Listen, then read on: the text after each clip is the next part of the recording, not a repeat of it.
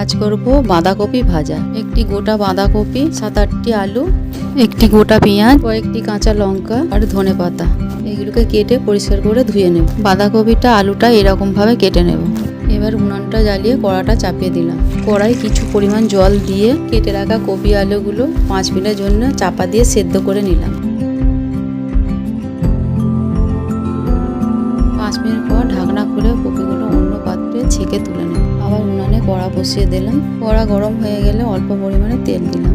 তেল গরম হয়ে গেছে, এবারে 5 ফোড়ন আর একটা গোটা শুকনো লঙ্কা দিয়ে দিলাম। কেটে রাখা পেঁয়াজগুলো তেলে দিয়ে ভালো করে নাড়াচাড়া করে নেব। একটা তেজপাতা দিলাম, 1 চামচি আদা রসুনের পেস্ট, কুচিয়ে রাখা লঙ্কা দিয়ে ভালো করে নেড়েচেড়ে নিলাম। একটু জিরে গুঁড়ো, একটু হলুদ গুঁড়ো দিয়ে আবার নেড়েচেড়ে নিলাম। ভালো করে নাড়াচাড়ার পর অল্প পরিমাণে জল দিয়ে দিলাম। এবারে কুচানো ধনেপাতাটা দিয়ে দিলাম। আবারও নেড়েচেড়ে সেদ্ধ করা কপিগুলো ঢেলে দিলাম। একটু নাড়াচাড়া করে অল্প পরিমাণে নুন দিয়ে দিলাম। আবার একটু নেড়েচেড়ে রেখে দিলাম।